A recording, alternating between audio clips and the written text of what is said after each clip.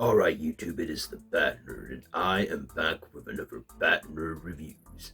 Yes, my voice isn't as sharp now because that always strains my voice, so I'm going for less of a Christian Bale kind of bat voice and more of a, say, Kevin Conroy kind of voice. Okay, so I'm the Bat Nerd, and welcome to another Bat Nerd Reviews, and today I'm the Bat Nerd, and I am reviewing Spider-Noir. So, this is a series on Amazon Prime that was released on the 27th of May on Amazon Prime. It's also available on MGM Plus as well. That aired a few days before it. So, this is an 8-part super noir adventure series that is based on the alternate Spider-Man noir, the alternate universe of Spider-Man. And this stars Nicolas Cage, Lamore Morris, Jai Jin Lee, Karen Rodriguez, and Jack Hudson and Brenden Gleeson.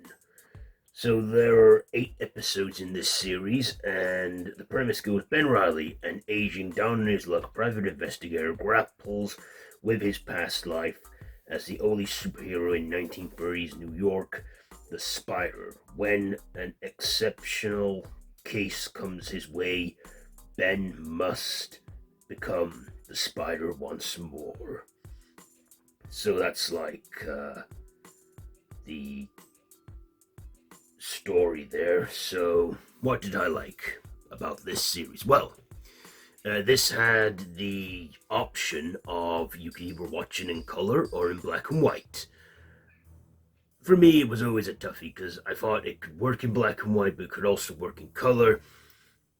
Either way, it's the same show, same visuals, just different quality of picture and color. And you know what? Either way, I thought it was good. Nicolas Cage kind of reprising the role of his Spider-Man noir character from across the into the Spider-Verse, but of course he goes by the name Ben Reilly, which is another alias in Peter Parker's mythology of the Spider-Man multiverse thing. So yeah, Nicolas Cage. Well, at 62 years old, he had it. I honestly was impressed by his performance as the noir Spider, and the costume. I love the black attire, and the cool light-up goggles he wore on his mask and everything. He really did look like a noir Spider-Man, and you know what? I like that look. I like the costume. It's pretty cool. I also like the supporting characters. We got other characters like a few rogues villains from his from the Spider-Man Rogues Gallery. We got like Flint Marko the Sandman, and we got Brenden Gleeson as the character Silvermane, who was a Irish mob boss in this one. We also had Tombstone in there, played by Abraham Poplar or something. We also got Electro, or their equivalent of him. So there were 8 episodes, and they're called One Step, Step into My Office, Tragedy, Trade Lightly, Double Cross, A Mistake I'll Never Make Again, Betrayal, A Nightmare on a Gurney, and Nobody's Hero, and The Man in the Mask. So, I like the supporting characters we had as well in this, including the likes of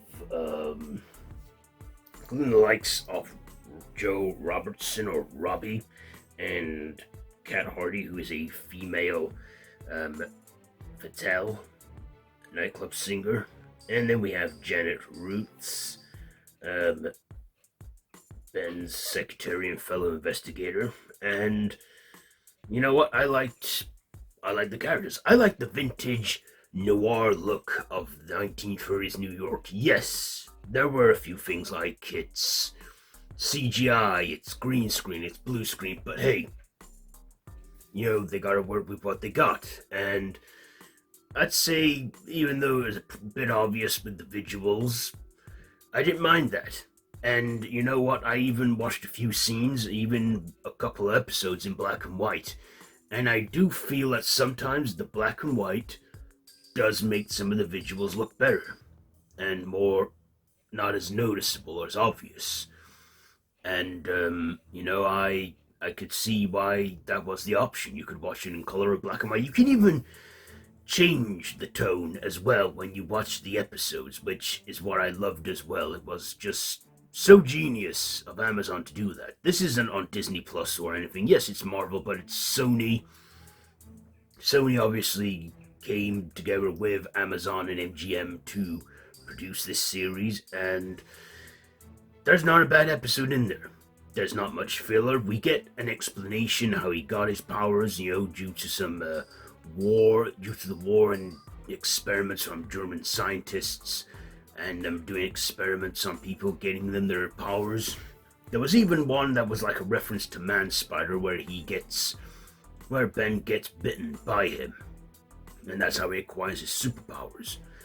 And then there is also a bit where he feels, can he make himself human again? Because there is an antidote. And of course, he tracks down all those rogues that have their abilities and aims to cure them, to stop them. Like I say, we also get Brenden Gleeson, who is a great actor. He's been in many films and shows like 28 Days Later, in Bruges, the Harry Potter films, and yeah, he definitely pulled off the Irish mob boss in this. And I thought this was a fun show, a fun series. There wasn't really many filler episodes. Yes, there were some scenes that were a bit slow, were a bit boring and stuff, but you know what? They cut straight to the chase. They give us the quick rundown of Ben Reilly's past, why he is what he is, because he lost his lover. And, I even like the opening title sequence, how noir and vintage it feels. I could go on about that all day, how cool and visual it looked, because I did enjoy it. Like I say, I didn't know at first if it was going to be good, but it was. Also, Nicolas Cage, one of his signature traits in his acting career is his freakouts, and you know what? He does have some freakouts in this, some classic Nicolas Cage, freakouts like and all that. So you definitely see some of that in his portrayal, but yeah, he can also be serious too when he needs to be. And I don't know why, but Nick Cage makes it work for himself. So yeah, could we see a second season? I honestly don't know. There's no, from what I can gather on the wiki page, there is no mention of a second season yet.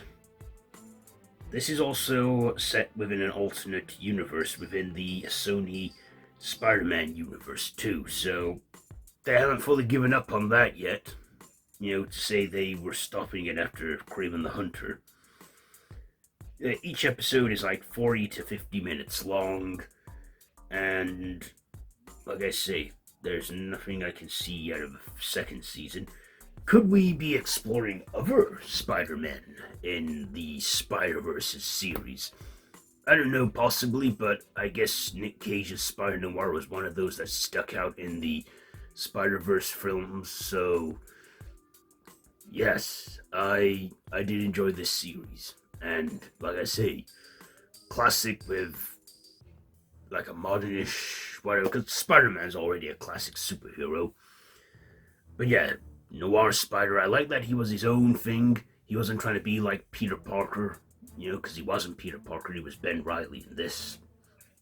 And how he had the detective noir vibe too, which I enjoyed.